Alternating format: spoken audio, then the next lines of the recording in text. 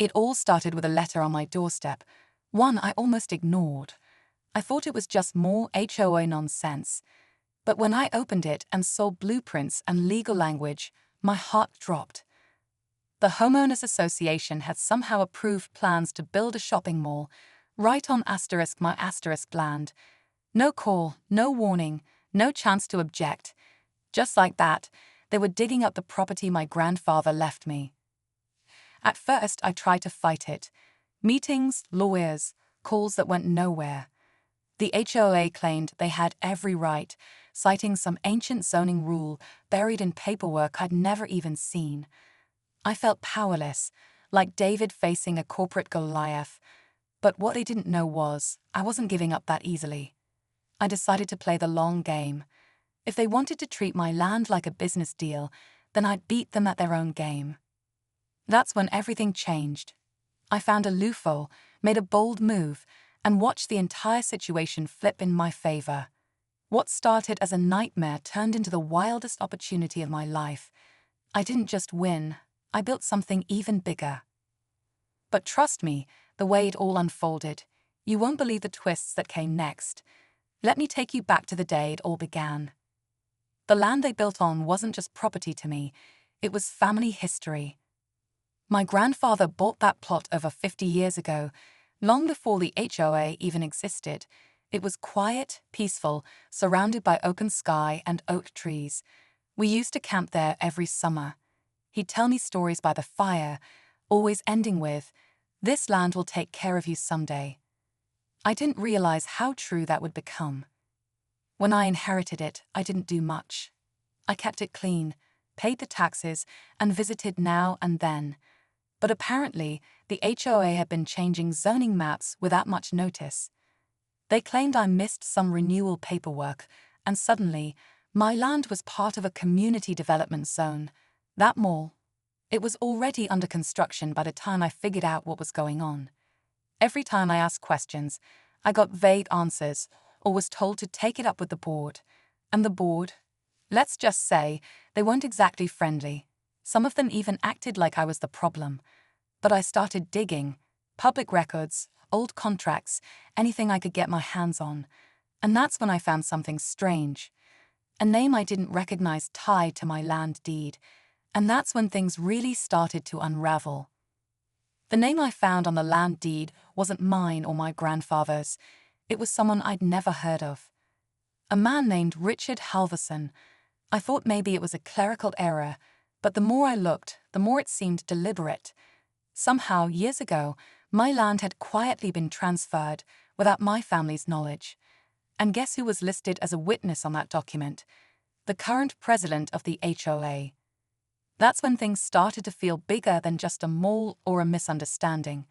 This was a setup.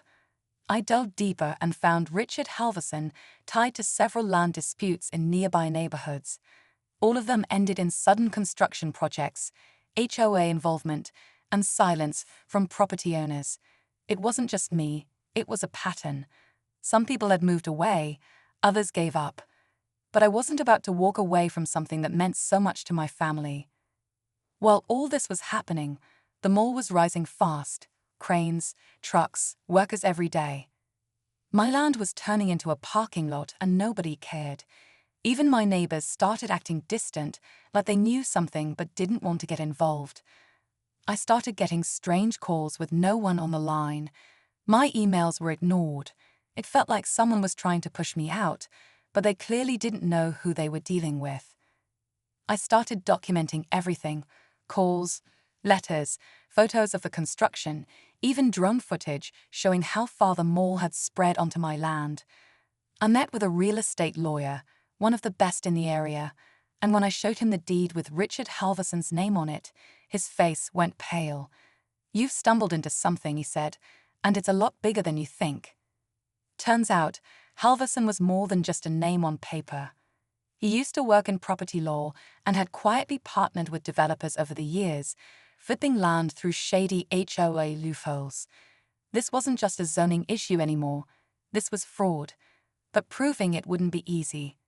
The documents were buried deep, and some of the people who signed off on them had disappeared, retired, or conveniently stopped returning calls. Meanwhile, the mall was almost finished.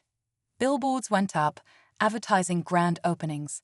My land, my family's legacy, was now listed as Future Expansion Lot A and the HOA.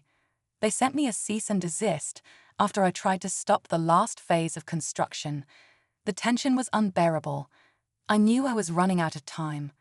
Either I found the missing link, or I lost everything. Then, late one night, I got a message. Anonymous, no name, just one line. Asterisk, you're not the only one they did this to. Asterisk. That message stopped me cold. I stared at it for a while, trying to figure out if it was real or just another distraction. But when I replied, asking who they were, all I got was another short text. Asterisk, meet me at the old train depot. Midnight, come alone. Asterisk, I hesitated. It sounded like something out of a movie, but at that point I had nothing to lose. I showed up, not expecting much, maybe a prank, maybe a trap. But instead, I met Carla. Carla used to live just 3 blocks from me. She'd lost her home 2 years ago, same story. HOA rezoned her property, developers moved in, and within months her land became a luxury condo site. She fought, but no one listened. She said she'd been digging ever since, collecting documents, emails, even secretly recorded meetings. And then she showed me something that made my stomach turn, a map. It was a layout of the entire neighborhood, but not as it was, how it asterisk would asterisk be.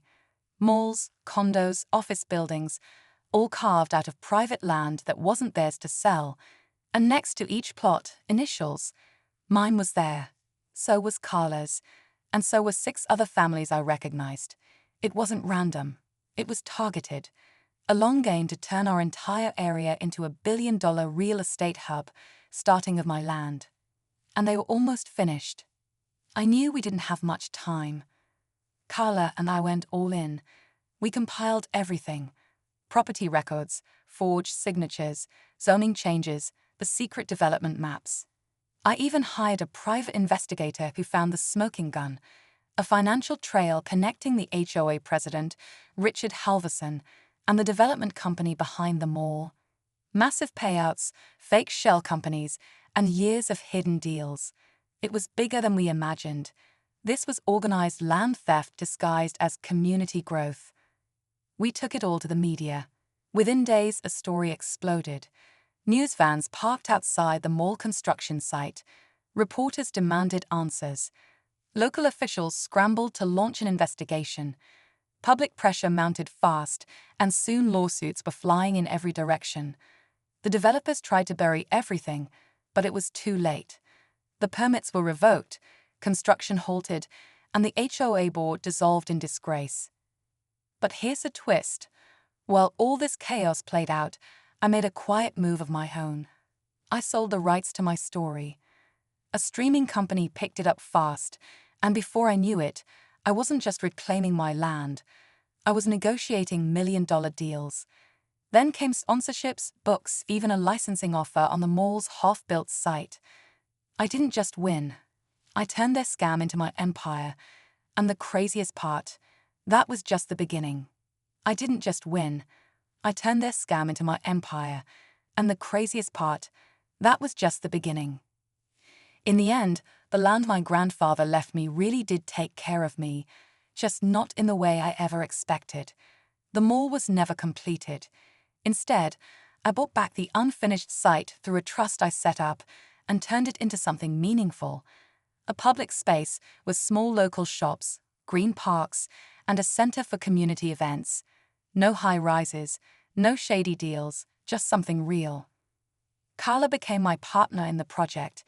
Together, we helped other families who had been pushed out fight back and reclaim their land too.